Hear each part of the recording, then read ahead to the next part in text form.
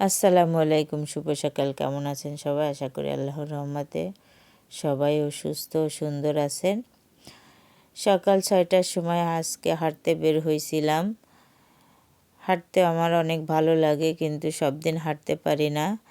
তো হেঁটে চলে আসলাম আমার গাছের কাছে। গাছগুলো দেখেন কত সুন্দর বড় হয়ে উঠেছে। পেঁয়াজ গাছগুলো হয়ে উঠেছে অনেক বড়। এই যে আস্তে আস্তে উপরের দিকে উঠে যাবে, আর এই যে সূর্যটা কেবল উঁকি দিচ্ছে। তারপর সকালে নাস্তা পানি খাওয়ার পর চলে আসলাম চুলোর কাছে। চুলোটা লিপে নিলাম। তারপর লেপার পরে এখানে মুরগির বাচ্চা এনেছে আপনাদের ভাইয়া। 5টা ব্রয়লারের বাচ্চা আনতে বলেছিলাম, সে 5টা ব্রয়লারের বাচ্চা এনেছে, আর বাকিগুলো আমার মুরগির কোলে দিয়ে বসাইছিলাম। আর এখানে 4টে ব্রাহ্মার বাচ্চা আছে, ব্রাহ্মা মুরগি। ওটা অনেক বড় হয়। আমার ছোট ভাই এর বাড়িতে আছে, সে অনেক 4টা ডিম দিছিল। আর আমার কিছু বাড়ির ডিম দিয়ে বসাইছিলাম, কিন্তু আমার বেশি ডিম ফোটেনি। এখানে মোট 4টা আর 6টা 9টার বাচ্চা ফুটছে। আর আপনাদের ভাইয়া ব্রয়লারের বাচ্চা এনেছে 5টা। তারপরে যে সকালবেলা চাচিকে দিয়ে কাঁচামরিচ বাছাচ্ছি। আর আপনারা যারা আমার ভিডিওটা দেখা শুরু করেছেন, অবশ্যই প্লিজ একটা লাইক দিয়ে ভিডিওটা দেখা শুরু করবেন। আপনার একটা লাইক আমাকে অনেক দূর এগিয়ে নিয়ে যেতে সাহায্য করবে, আপনারই মতো অনেকের কাছে পৌঁছিয়ে দেবে। আর বেশি ভালো লাগলে একটা সাবস্ক্রাইব করে দিয়ে আমার পাশে থাকবেন। তাই এই তো চাচিকে দিয়ে কাঁচামরিচগুলো বাছিয়ে নিয়েছি। ভালোগুলো পরিষ্কার করে ধুয়ে এই যে রোদ্দুরে দিয়েছি। এখন একটু পানিটা ঝরে গেলে তারপর বাজারে দিয়ে দিব।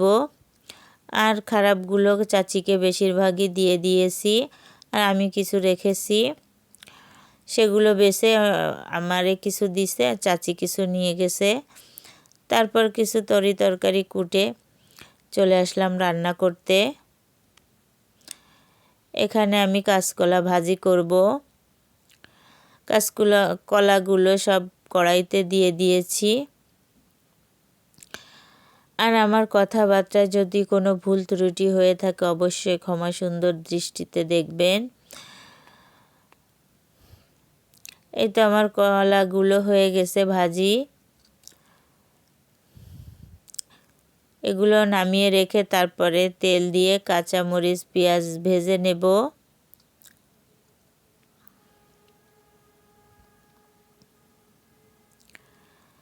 কাঁচামরিচ পেঁয়াজগুলোকে ভালোভাবে ভেজে লাল করে নেব।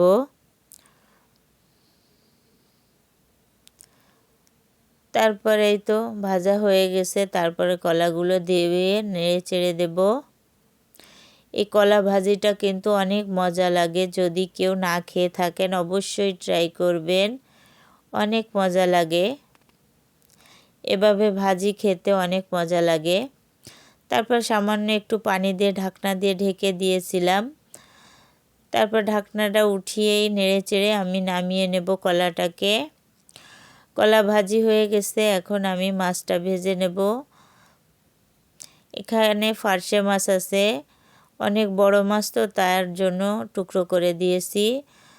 2টো মাছ 4 টুকরো হয়েছে। তারপর মাছ ভাজার পরে পটলগুলো ভেজে নেব। আমি রান্না করলে এভাবেই ভাজি, কারণ একটা একটা করে ভাজতে গেলে অনেকটা দেরি হয়। যখন ভাজি খাবো তখন একটা একটা করে ভাজি, আর এভাবে একসাথে দিয়ে ভাজলে রান্না করব তাড়াতাড়ি হয়ে যাবে। এই তো আমার পটল ভাজিটা কিন্তু হয়ে গেছে। এই যে দেখেন, নাড়াচাড়া করতে করতে আমার ভাজিটাও হয়ে গেছে, পটল ভাজিটা। এখন এগুলো নামিয়ে রাখবো।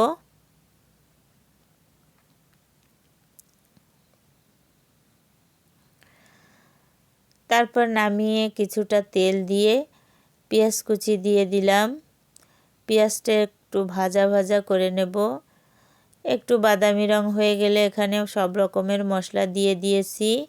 একই সঙ্গে এখানে পেঁয়াজ বাটা, রসুন বাটা, জিরা বাটা একসঙ্গে বেটে নিয়েছি।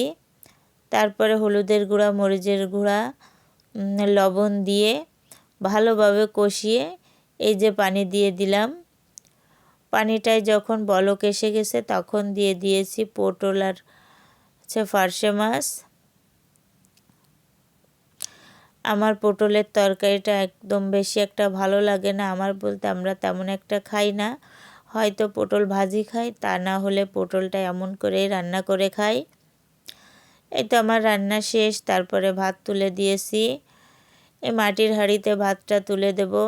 ভাত রান্নার শেষে রানলে অল্প আঁচে হয়ে যাবে। এই তো ভাত রান্না করে খাওয়া দাওয়া শেষ করে চলে আসলাম বাজারে। এখানে আমার চশমাটা সেলাই করতে দিয়েছি, তাই বসেছিলাম।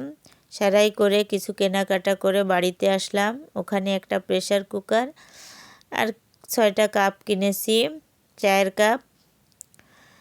কিনে বাড়িতে আসার পরে আমার মিনিকে পাচ্ছিলাম না, তাই ডাকাডাকি করতেছিলাম।